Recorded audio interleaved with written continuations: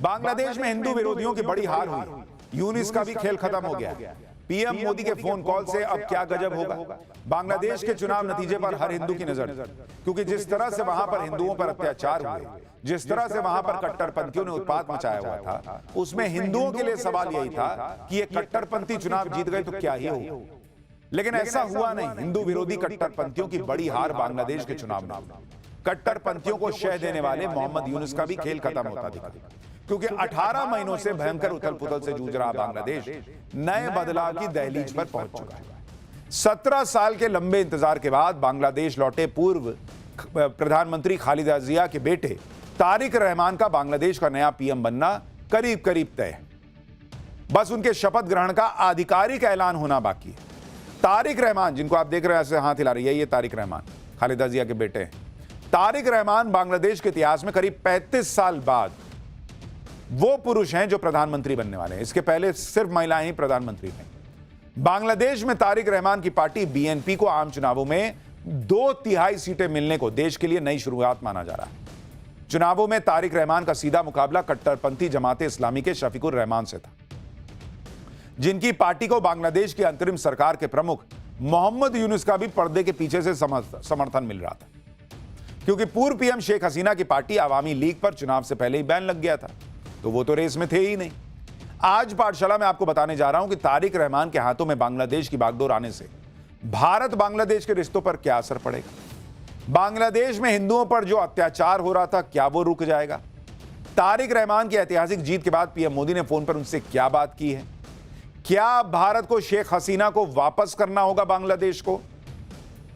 सबसे पहले देखिए कि बांग्लादेश में 299 सीटों पर हुए चुनाव के नतीजों में क्या सामने आया। फिर आपको बताएंगे कि बांग्लादेश के हिंदुओं को क्या इन चुनावी नतीजों से राहत मिलेगी या नहीं। पूर्व पीएम खालिदा जिया के बेटे तारिक रहमान की पार्टी बीएनपी ने 211 सीटें जीती हैं 299 में से। कट्टरपंथी शफीकुर रहमान की पार्टी जमाते इस्लामी को सिर्फ 68 सीट मिली। बांग्लादेश में शेख हसीना के तख्ता पलट के लिए आंदोलन खड़ा करने वाली स्टूडेंट्स की पार्टी एनसीपी को जनता ने नकार दिया। एनसीपी यानी नेशनल कन्वेंशनल पार्टी को मात्र 6 सीटों पर जीती। माना जा रहा है कि कट्टरपंथ जमात के साथ गठबंधन करने से आंदोलनकारी स्टूडेंट्स की पार्टी को नुकसान हुआ है। 7 सीटों पर छोटी पार्टियों ने और 7 सीटों पर निर्दलीय उम्मीदवारों ने जीत हासिल की। एक्सपर्ट्स के मुताबिक बांग्लादेश चुनाव में बीएनपी की ऐतिहासिक जीत की 3 प्रमुख वजहें मानी जा रही।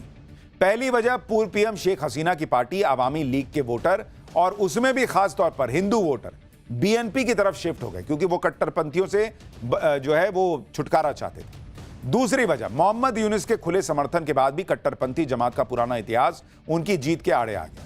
बांग्लादेश के लोग इस बात को नहीं भूल पाए कि बांग्लादेश के मुक्ति संग्राम को जमात ने विरोध किया था।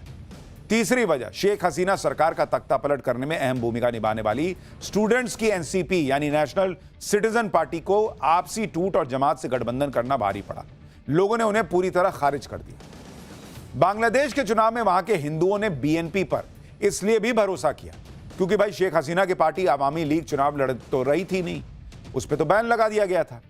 अब विकल्प में बचता था बीएनपी, उसके अलावा था जमाते इस्लामी।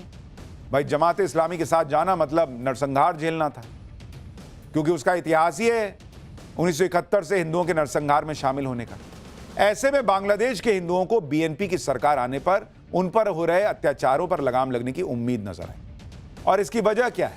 देखिए, 17 साल बाद जब चुनाव से पहले तारिक रहमान लंदन से बांग्लादेश लौटे तो उन्होंने अपने पहले ही भाषण में कहा था कि बांग्लादेश मुसलमान, हिंदुओं, बौद्धों, ईसाइयों और सभी धर्मों के मानने वालों का है और वो सभी के लिए एक सुरक्षित बांग्लादेश चाहते हैं।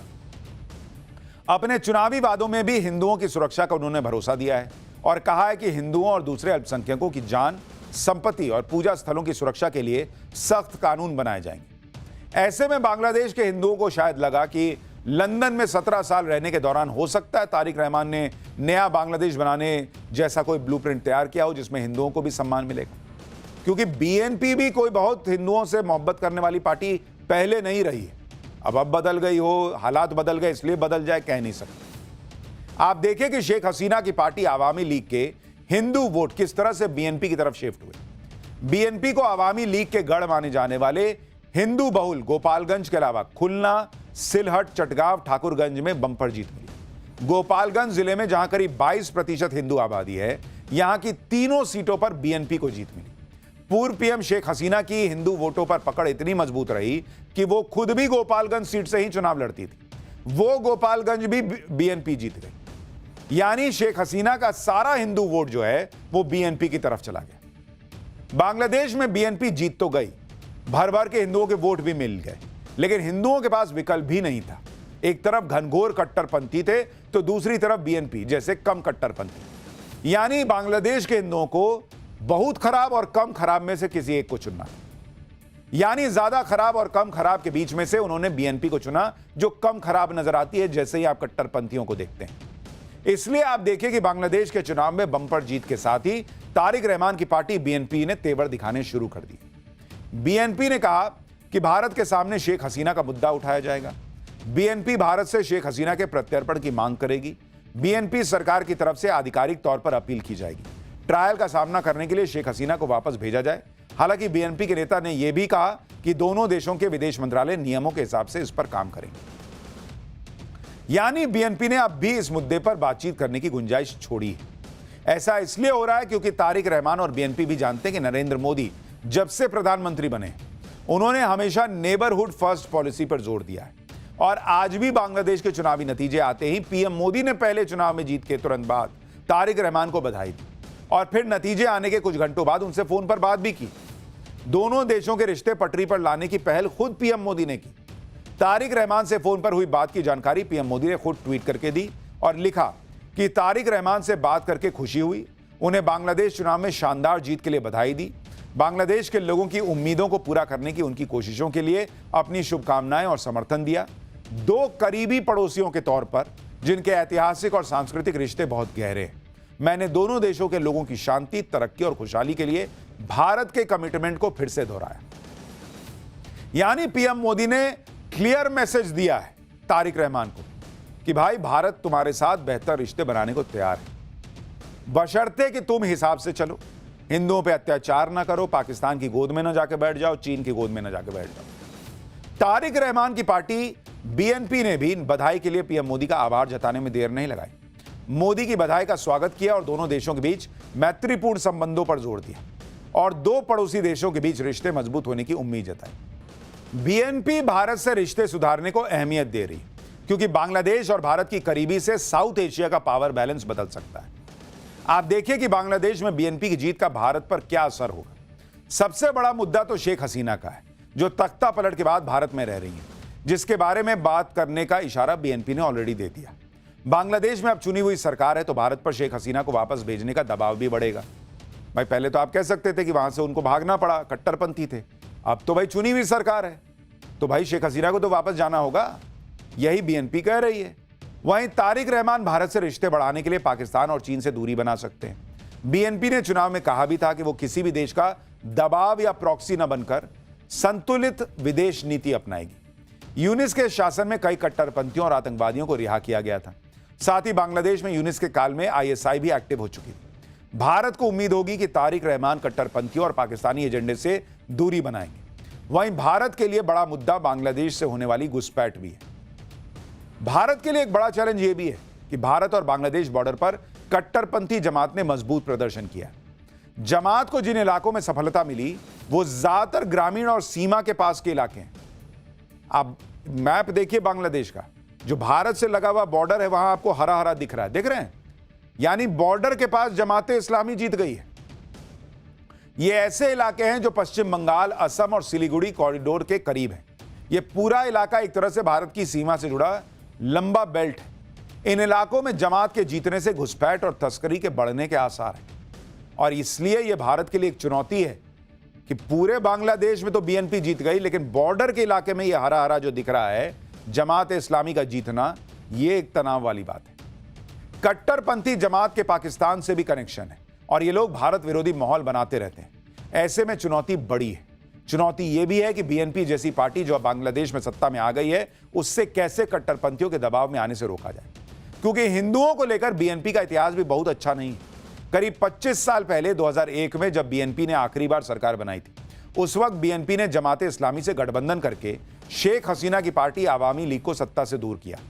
बीएनपी और जमात की गठबंधन वाली इस सरकार के दौरान पूरे बांग्लादेश में हिंदुओं की हत्या हुई, रेप, लूटपाट, मंदिरों को नष्ट करने की घटनाएं आम हो गई थी।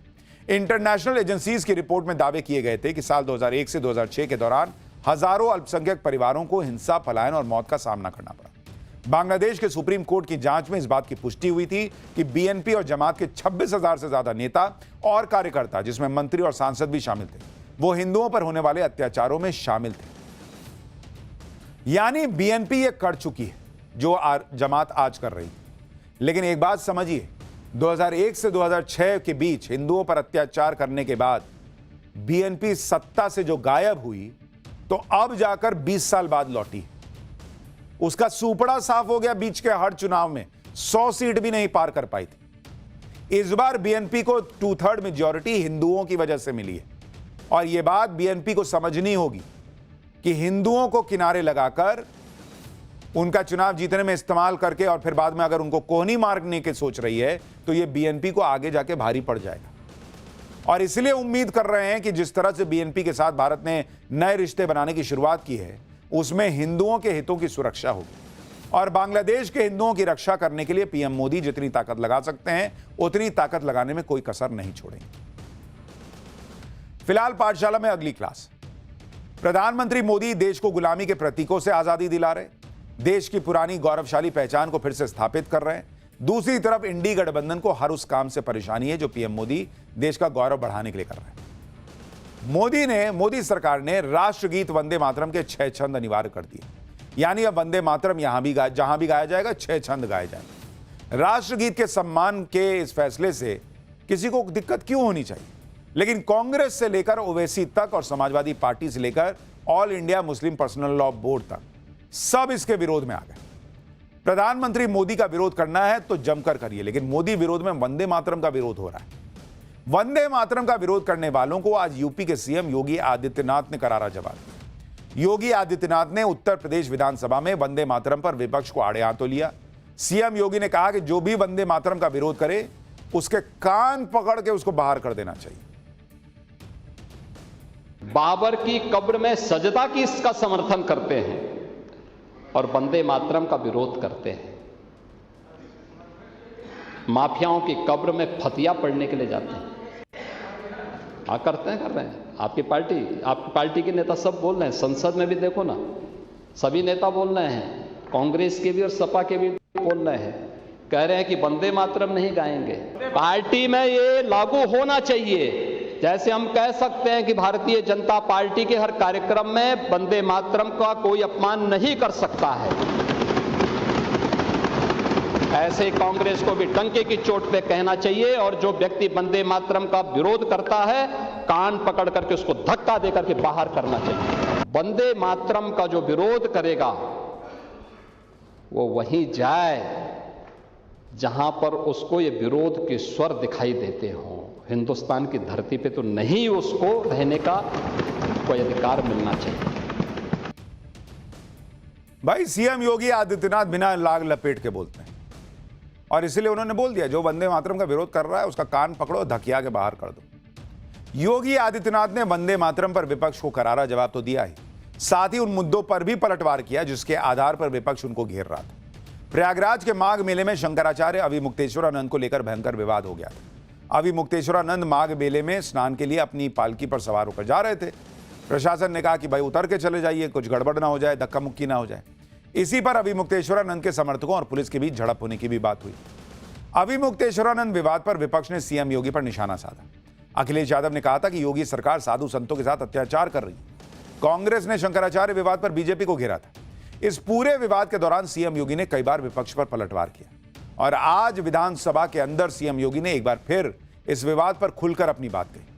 सीएम योगी ने कहा कि जो भी मर्यादित व्यक्ति होगा वो इस तरह के विवाद उत्पन्न ही नहीं करेगा। 4.5 करोड़ श्रद्धालु जहां पर आए हों, वहां पर जो एग्जिट गेट है जहां से श्रद्धालु बाहर निकल रहा है स्नान करके,